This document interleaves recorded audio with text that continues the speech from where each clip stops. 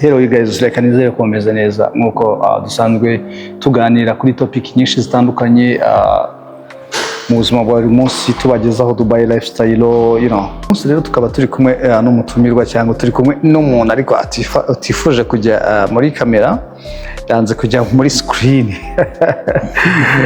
Yavuze ngo reka tuganirire, amva afite amasoni, umuntu w'umupapa agira amasoni cyangwa umuntu w'umugabo uyu muntu rero mugomba kumubwira akajya aboneka. So uyu munsi rero dufite topiki cyangwa insanganyamatsiko igira gute, ivuga ati ubuzima bwa buri munsi bwa Dubai.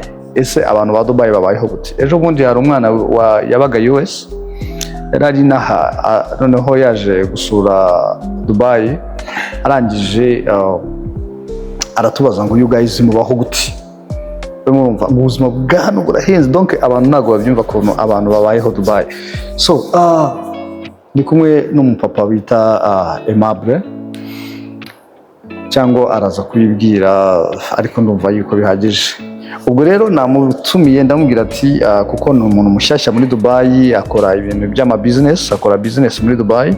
So nifuje ko twaganira kuri Dubai lifestyle kugira ngo atubwire iminsi amaze muri Dubai, ko ntago amazemo igihe kinini. Atubwire ngo wagwa Dubai ayibona gute, cyangwa Aimable urakaza neza. Urakoze cyane. So wanze kwigaragaza, wanze ko tukubona, wanze ko tukumenya. Ntacyo bitwaye, ubutaha nzajyamo garagara neza. Okay. Nabiteguye neza, nsa neza. Usa neza. N'ubu usa neza nta kibazo. Naho ngubu Dubai yarankaranze, ntabwo umuntu arashirira kandi akaba atarashiriye. Okay, nize challenge wahuye nazo muri Dubai. Dubai wayibonye gute, cyangwa azugira ngo sinahuye na challenge nyinshi ahubwo gacwa. Challenge ni nyinshi pe. Ndumva kubana nagera hano, nageze hano mu matariki 25 z'ukwezi kwa mbere. Z'ukwezi kwa mbere, no kuvuga umaze amezi amezi ane hafi. Amezi ane hafi aho ngaho. Okay. Amezi ane kuko burabara ukwezi kwa kabiri, kwa gatatu, kwa kane, ubu no kwa gatanu numva kugiye kurangira. Okay. Amezi ane. Amezi ane rero umuntu yahuye n'imbogamizi nyinshi, nahuye n'ibitangaza byinshi, nagiye mbona ibintu bitandukanye. Ibyo ntari niteze, harimo aho nageraga nkumva nkibaza ukuntu abantu babaho. Ukigera hano umaze amezi ane hafi atanu, ngo bimeze gute? Ni iki cyagucanze muri Dubai? Ni birebire, ni byinshi buriya. Ubuzima bwa muntu bugizwe n'ibintu byinshi. Bugizwe n'ibintu byinshi. Icyambere ukigera ku kibuga ubanza kwibaza aho ugana. Birimo winjira, ndinjira hehe, ndasohokera hehe, ibintu tutari iwacu tutabonaga. Umuntu yahagera ugakubitana n'ikintu gishya kikagucanga. Ariko cyagucanga ugahita wiga. Buri kantu kose ukoze ni ishuri, buri kantu kose ukoze ni ishuri, buri kantu kose ukoze ni ishuri. Yego. Aha ikintu cyangoye gikomeye cyane ni ukumva ururimi rwa hano. Kumva ururimi rwa hano, accent ya hano. Yewe nagezeho ndavuga tubanza nta nubwo nanize, nshobora kuba naribeshye ko nize ntarize. Ndibuka kuvuga ikintu akita icyongereza ariko ugashakamo n'ijambo na rimwe ry'icyongereza mu byo wize ukariburamo. Ndibuka yuko ugeze kumva ukambwira ati aba bantu iki ni icyongereza bavuga, cyangwa ururimi ni ukuvuga mu bintu bya mbere byabanje kugucanga. Ururimi rwarancanze, noneho nkatungurwa nuko bagenzi banjye b'Abanyarwanda barimo babyumva. Nkabaza mwebwe biba byagenze mubyumva gute kandi ukabona barakominikana, murimo muvugana, ndumva bitanabagora kubyumva. Gusa mubyakira ku kanya ugahita unamusubiza icyo washakaga, serivisi ikaba iciyemo. Ibi ntabwo byumvikana. Umunsi wa mbere, umunsi wa kabiri, umunsi wa gatatu, ndavuga atandi sinzahashobora. So nyuma yo kubera ko rero nabanje kuba muri hoteli, hari amakuru menshi ntabwo nayamenyagayo. Amongerijwe, urumva harimo amakuru menshi ntamenyagayo hanze. Urumva umuntu kwinjira muri hoteli, nsohotse mu modoka, nkongera gusohokamo, ninjira mu modoka, njya mu byo njya kurebamo, umunsi ukarangira gutyo nkagaruka. Muri hoteli rero ya Dubai dore ibindi nanone byangoye ni ibyo kurya bya hano. Ibyo kurya bya hano Ibyo kurya bya hano byaragucanze. aretse ko n'ubundi no mu buzima bwanjye ndatoranya. Kwa gutoranya kwanjye noneho nasanze n'ibyo ntoranya nta na kimwe ndi buze gutoranya mu bushiniki. Yego. Ubwo nahise n'iki byatsi nyine ntangira ibyatsi ndarejya nkajya ndara nabi nkamererwa nabi, ariko uko ubuzima bwagendaga buza ngenda menyera.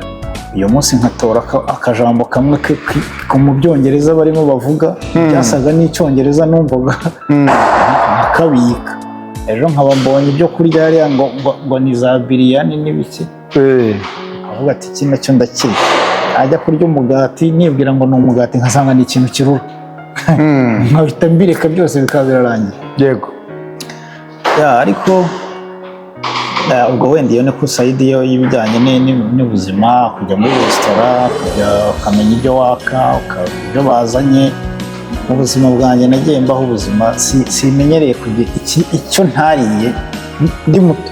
Yego. Ntabwo njya nkirya.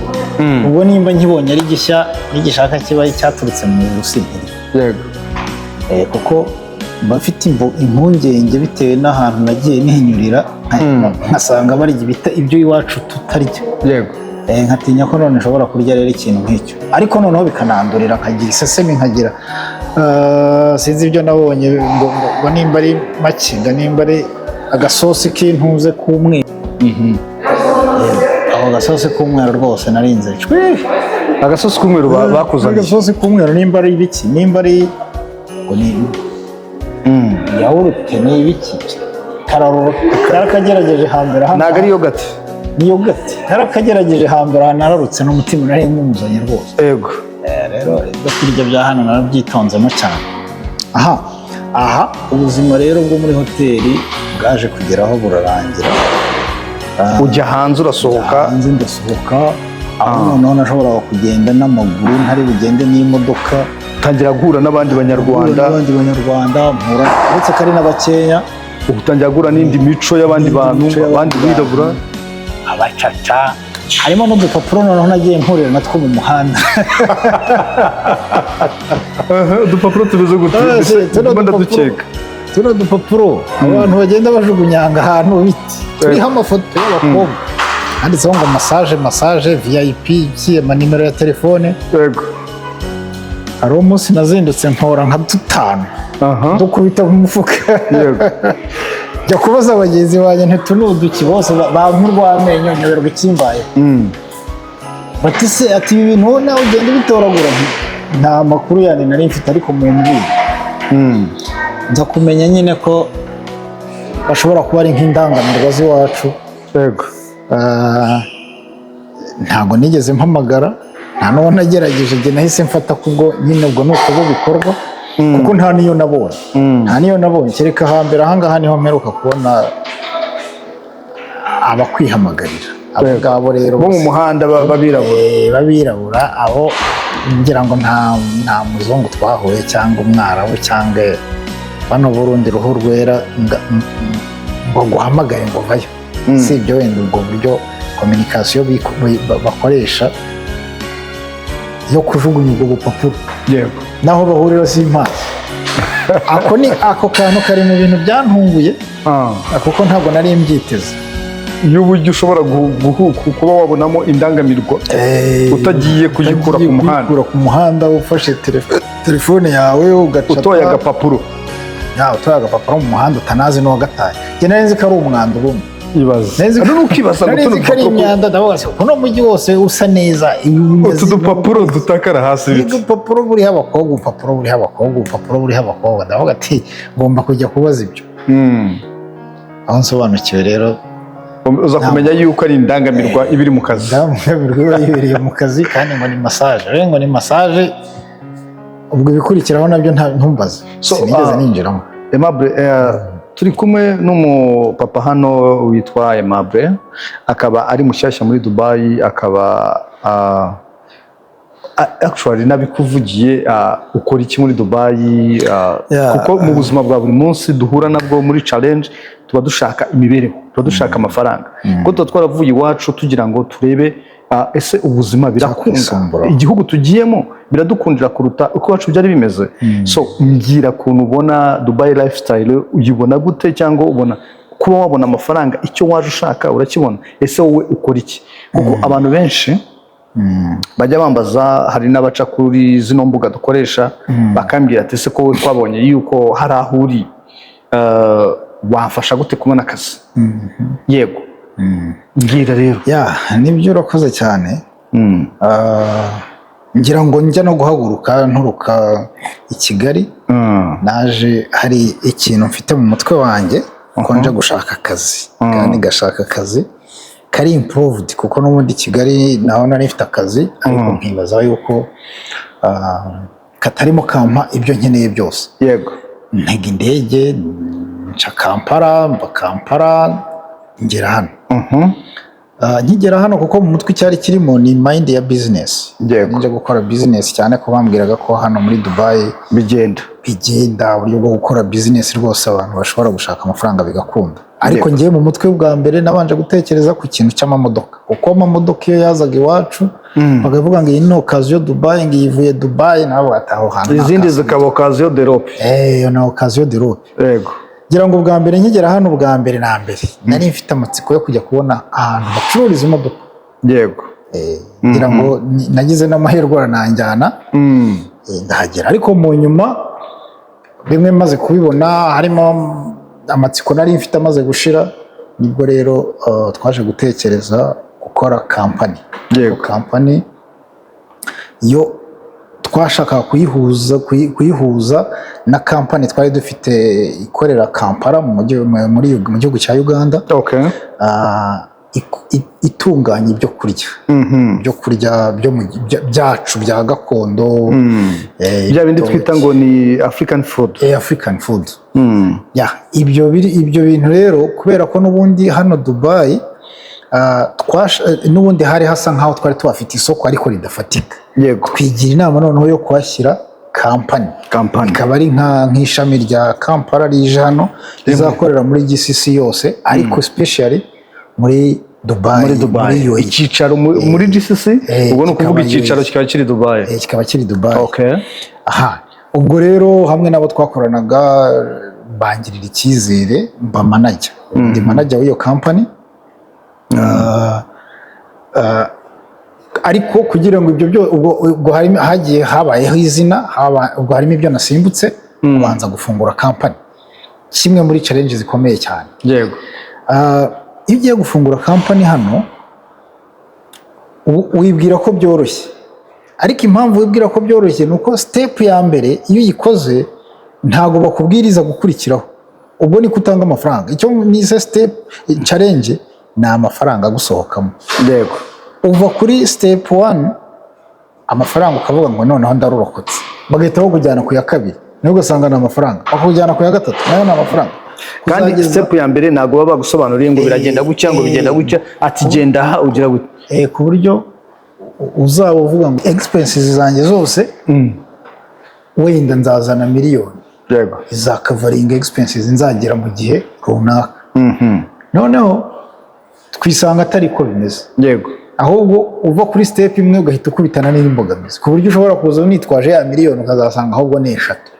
Kandi muri budget yawe wari ufite miliyoni kizakavaringa cyacyuho, kubera yuko umwe mu Rwanda niba ari ikintu cyoroha gufungura kampani, biroroha mu Rwanda. Mu Rwanda biroroha cyane.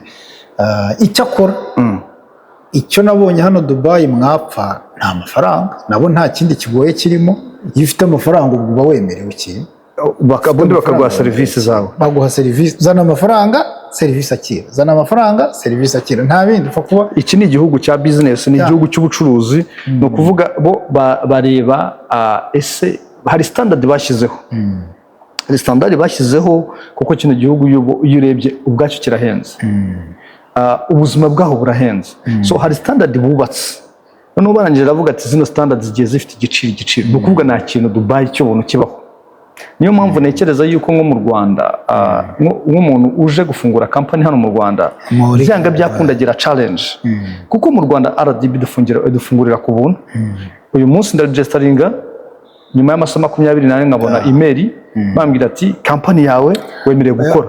Erega mu Rwanda mu Rwanda igihugu cyacu nacyo usibye ko dukennye, ibyo tujye tunabyemera, turakennye, harimo ibyo tudafite. Yego. Harimo izo za source naturelle twebwe ni nke ugereranyije n'ibindi bihugu, ariko noneho n'igihugu cyacu ni gitonya. Yego. Ni igihugu kiri landlocked, nta hantu duhurira n'inyanja. Ibyo byose bidukoraniraho bikadukubita hasi bikadusubiza inyuma, ariko mu by'ukuri structure y'igihugu cyacu, system yacu uburyo ikoze, nta muntu utayishima. Yubatse neza pe, malgré izo nyine ibyo bibazo twifitiye muri background yacu, ku gihugu cyacu, ubutaka, abantu benshi, igihugu ari gitoya, ibintu nk'ibyo. Ariko ubundi ku rundi ruhande ni inyamibwa pe. Ahangaha rero ho ku bijyanye na kampani bwo mwarangije kwifungura, ubwo twitegure yuko muri Dubai tuzajya turya ibyo kurya cyane byo muri Afurika, byo muri Afurika byacu, biturutse mu Rwanda, biturutse Kampala, biturutse Tanzania, biturutse East Africa, ibyo byose biraturuka. Reka ngo challenge nahuye nayo, nagiye muri mall imwe, ngiye kugura inyama, sanga hano bashyiraho izina ry'inyama, iki naho gituruka, bagashyiraho idarapo ryabo, sanga y'inyama za Kenya, sanga y'inyama za Tanzania, ubwo bashyiraga idarapo izina n'idarapo, sibyo? Ugasanga harimo inyama, sinzi niba wari wajya kugura nk'inyama ngo usange ngo Brazil, Australia, India, Pakistan, urimo kumva? So ntibaza kuki mu Rwanda twebwe tubura iki kugira ngo tube twagira nka kampani cyangwa tuba twabasha kuzana nk'ibiribwa hano. Rero niba mwarabigezeho mu by'ukuri ni ikintu cyiza cyane, ni ikintu cyo kwishimirwa. Congratulations. Ndabizi ntabwo byoroshye hano muri Dubai kuba wagira kampani hano, kandi nicyo kintu kirahenze cyane. Kuba wagira kampani muri Dubai birahenze. So ubwo kampani irafunguwe? Kampani irafunguwe. Kampani yacu yakoraga ibintu ni import na export. Ni ukuvuga ngo turashobora kuzana ibyo kurya, kuzana za product zacu hano muri UAE, cyangwa se tugakura ibindi hano UAE tukabisohokana tukabijyana ahandi. Wow. Iyo rero niyo niyo mpamvu yaniswe ngo ni general trading. Okay. Kampani ubwo irangije gufungura. So umuntu uri muri UAE, ndabizi yuko bareba ibiganiro byacu. Uri muntu uri UAE kuko baba bashaka ibiribwa biturutse muri Afurika, uko byanga byakunda biba bitandukanye, biba bikiri fresh, organic. So yababona he, yabasanga hehe, yabahamagara gute? Ubu ngubu turafite office City Center Deira, dukorera mu nzu ya Horizon Building. Harimo uburyo bwinshi bwo kutugeraho, harimo kuduhamagara, telefone zirahari, harimo kutwandikira kuri email, turafite uburyo bwose bushoboka. Mu buryo bworoshye umuntu waca kuri channel yacu akatwandikira abashaka, biroroshye kuba yababona. Yego. Twe turimo kureba mu bintu byagucalenjinze ugera Dubai, utubwira ku mafungo kampani bikakugora, ukajya ubuzima bwa hano. Ububona wabugereranya gute n'ubwacu? Ese ubona iwacu tubura iki kugira ngo tumere nka Dubai, cyangwa already twabigezeho twiryamire dusinzire? Turacyafite urugendo rurerure, gusa buryo wagenze aranabona, kandi ni no kwiga. Ni umugani umusaza wa kera yajyaga atubwira ati buryo uzaganire n'umuntu, abantu mbese yambwiye waganira nabo ukabakuramo igitekerezo. Yego. Tuzaganire n'umuntu wize. Ntabwo yigeze avuga ngo yize amashuri runaka, yarambwiye ngo wize gusa. Ubwo buri wese aba afite uwo yize, uwo yita ngo uyu yarize. Yego. Arambwira ati uzaganire n'umuntu wagenze amahanga. Ati ubundi uzaganire n'umuntu wahatswe, wagiye guhakwa agatahana icyo yahakiwe. Yego. Ati abo bantu nimuganira ukababuraho ikintu, ubwo ni wowe uzaba udashobotse. Yego. Aha rero ubwo ngubwo nari ndimo ngira ngo numvikanishe ku kijyanye n'ibyo nagiye mbona hano, ubwo ni ukuvuga ko nagenze amahanga. Ubu harimo ibyo mpita mbona iwacu tukibura. Yego. icyo dukwiye kwigira kuri bano bantu. Ariko hari n'ibyo mbona iwacu twakwiha amanota 100%. Yego. Twakwiha amanota 100% kuko urumva n'imyumvire y'abantu ba hano iteye imbere ugereranyije n'iy'abiwacu.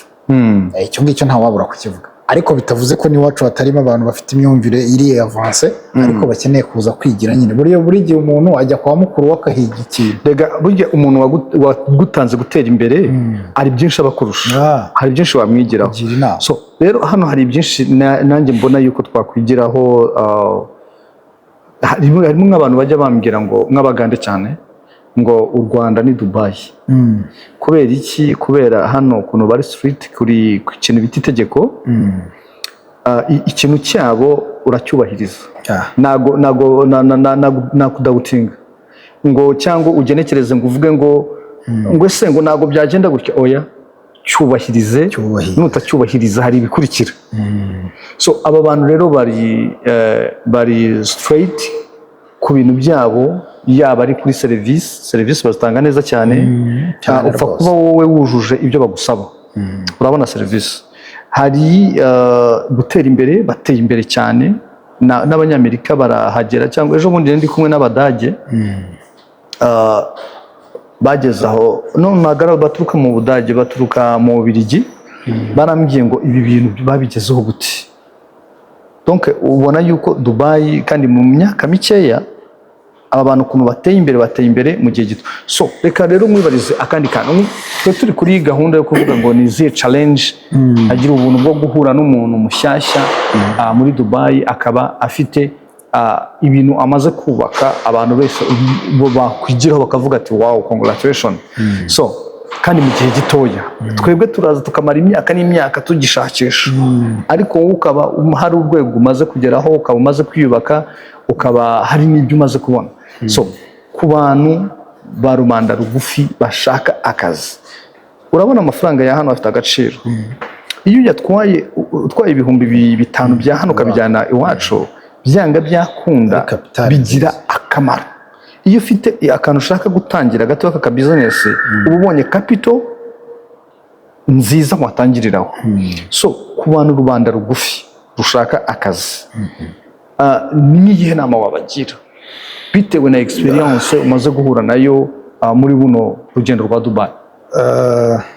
Baturuka mu Rwanda se? Baturuka mu Rwanda cyangwa se muri Afurika muri rusange? Baravuga ngo ujya gutera uburezi arabwibanza, ijya kurishera ku rugo. Yego.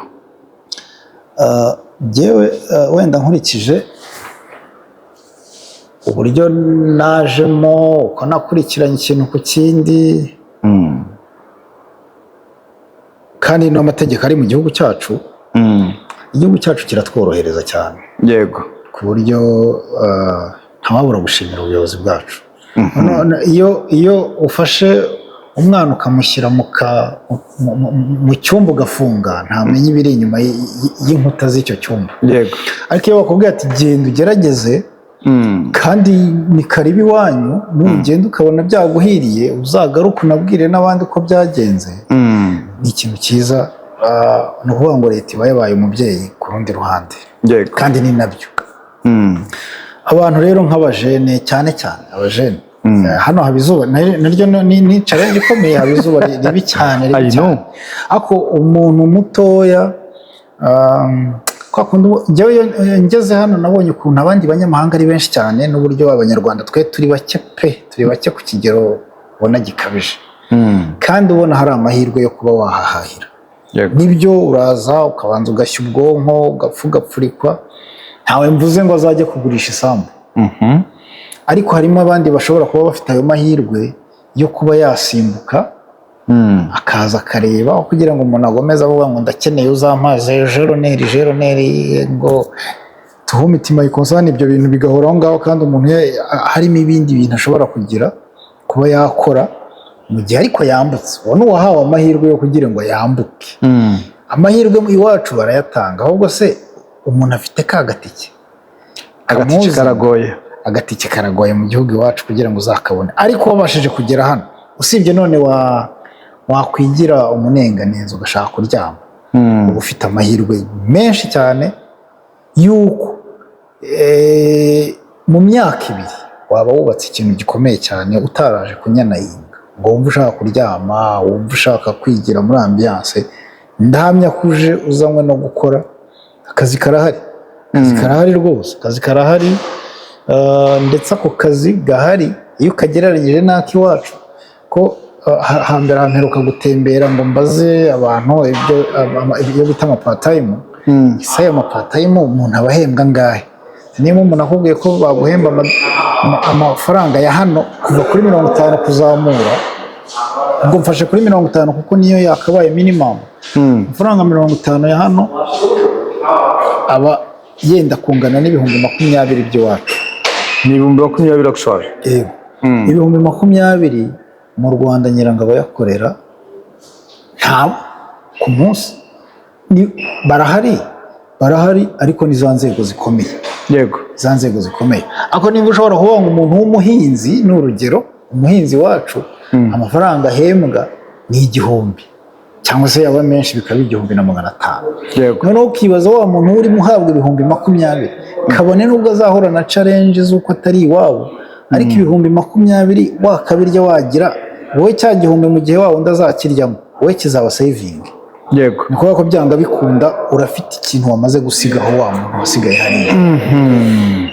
Rero ikibazo buriya kijya kinabaho, ahubwo ni ukuba wahaha ukibagirwa gusubira iwanyu ngo urebe ikindi kintu, ukajya muri zambiyanse, ukajya kwambara ya myenda myiza, ya mafaranga ubwo abakubereye gusa. hano arihuta, ahita yihuta cyane cyane ko ibyo kuyarya biba bihari. Kujya ku mazi ugafata ikintu gihenze, ntago batinya kukubwira yuko ufashe ikintu kigura 1000 kandi uzi ko wakoreye 1000 mu kwezi, urabyumva nawe ukaba ugiye kugispendinga umunsi umwe. Aho rero waba wasigaye bya bindi byose. Iyo n'indi challenge nayo muzugino ngo ugomba no gukura mu mutwe. Yego, gukora mu mutwe ukavuga ati nimba nkorera 1000 ku kwezi ese nzarya ngahe? Ntabwo mvuze kwicisha inzara, ariko igaye nawe yo kwiye kurya kugira ngo ugire na saving runaka. Zambuga cyagiye nawe nunataha ugeze iwanyu uzatahe ufite agakweto keza wambaye, ufite agapataro keza n'agashati. Kwiyima muri make, ugira ibyo wiyima. Kwiyima ntabwo bivuze kwicisha inzara. Hari n'ibiryo ushobora kurya ntugire ikibazo kandi ntubu nabayeho nabi, ariko ntago nkazandamirwa nahoze mvugaho n'uziyahuramo urumva uzamera nko mu bagiye guhahira i Buganda akambarirwa imbaraga. So twari turimo ku bantu badukurikiye, twari turimo kuganira na Aimable. Ni umupapa urimo hejuru y'imyaka 40, akaba yarageze hano i Dubai, akaba afite business y'ibyo kurya bivuye muri Afrika. Ubwo ni ukuvuga ku bantu bari muri Dubai ahubwo mushake abaha akazi. So twe turimo kuvuga rero muri challenge yahuye nazo akigera Dubai. Nari ngira ubuntu bwo kubona umuntu umaze iminsi mikeya muri Dubai akaba amaze kugira ibintu ageraho. So ngayo nguko rero iminsi inota nago ishobora kudukundira kugira ngo tuganire byinshi birambuye, kuko afite urugendo rurerure, afite ibyo yize, afite kugira ngo ajye gutangira business, nuko yari amaze kubona yuko ibyo bintu bikunda, nuko bishoboka. So ibyo bintu byose kugira ngo rero bituganirire byafata umwanya munini. So reka dushimire Emma kugira ngo kuri iki kiganiro amaze kutugezaho gitwaye, nubwo atatugiriye imuzinga tubwire ido nido, ariko uko tuzakomeza kubonana nawe tuzagenda tuganira byinshi. Kandi noneho ikindi mbasezeranyije, ndashaka kuzamusura ahakorera kuri ofisi yiwe, tukareba n'ibyo byo kurya aha abanyarwanda cyangwa aha abanyamahanga muri Dubai. So reka rero mbabwire ngo murakoze, mwari muri kumwe na Happy Empire Network. Mwibagirwe gukora subscribe cyangwa comment, tubwire icyo wifuza. Ciao ciao. Niba ushaka akazi muri Dubai, twandikire tuguhuze na Aimable aguhe akazi. Bwira abanyarwanda se cyangwa ngo ubasezere. Ikintu nababwira ni ukubashimira kuba bafashe umwanya wabo bakadutega amatwi, ariko no kubabwira ngo ni karibu Dubai, turahari ku bwabo. Harimo abahari batuye bahari Dubai bakeneye ibyo kurya byo muri Afurika kandi biri organic, bidafite andi ma product ama chemicals bagiye bashyiramo. Ibiryo by'umwimerere, umwumbati, ikijumba, ifu y'ubugari, ubunyobwa, ibishyimbo byiza bitari bya bindi byo mu bikombe, bitari ibituburano mbese. Yego rwose ni karibu. Miekadu, yani Miekadu, kampani yacu yitwa Miekadu. Warugiye nakakubajije, mucuruza detaye, muraranguza, bigenda gute? Ubundi kuko tukiri bashya mu gutangira kwacu twahisemo ko turanguza twara, ariko uko iminsi izagenda igira n'abantu tuzagenda dushyiraho n'amagrosari, muzagenda mureba ibikenewe, biba ari byo bikenewe tubitange. Ariko muri ino mizo ya mbere twabanje kubitanga mu buryo bwo kuranguza kugira ngo ubwo muri babandi dushaka utuntu twa makeya two kurya nijoro na kintu mushobora abo bazajya bagana abo baturanguye nyine muzajya mubarangira. Yego.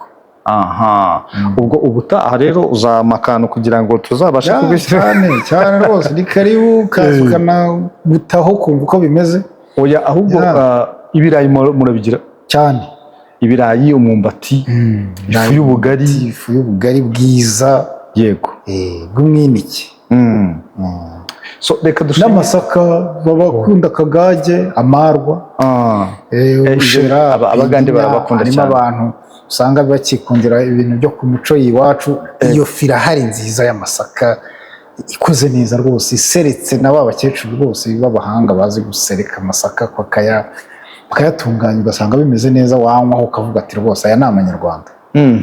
So twishimiye kuba twari turi kumwe na Emma, akaba yararimo kutuganiriza ku rugendo rwe rwa Dubai, akaba yarageze naho abafite business muri Dubai. Ntabwo ari ibintu byoroshye, kuko gufungura company hano Dubai ntabwo ari ibintu byoroshye. Nimubwira ngo si ibintu byoroshye, iwacu baratworohereza.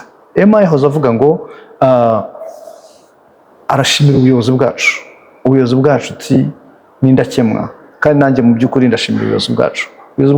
Hari ikintu bwadufashije, hari ikintu bumaze kutugezaho, kuko iyo dusohotse ukajya hanze ukareba ibindi bihugu ukuntu ubuzima bubayeho, cyangwa ukuntu ushobora kubona serivisi ukagereranya n'iwacu, ugahita usanga iwacu hari uburyo bikorwamo kugira ngo uyu munsi niba ugiye gufungura kampani amasaha 24 ukaba wabonye ibyangombwa bikwemerera gukora mu Rwanda. Icyo ni ikintu utabona ahandi hantu, sibyo? Niba ugiye gusaba pasiporo ukaba wayibona mu minsi 2 cyangwa mu minsi 3, icyo ni ikintu muri Kenya umara amezi 6, muri Uganda umara almost half amezi naho 6. So ntabwo byoroshye kuba mu bindi bihugu ushaka service. Twebwe rubanda nyamwinshi duhora dushaka buri munsi, umuturage akenera zo kubaho kugira ngo ni deplace njyaha ndashaka kurya muri ubwo buzima bwa buri munsi, ugasanga iwacu biroroshye cyane. So ni ikintu dushimira ubuyobozi bwacu nk'uko Emma yahoze abivuga. Reka rero tuvuge ati murakahorana Imana n'amafaranga, mukomeze mugire ibihe byiza. Ciao ciao.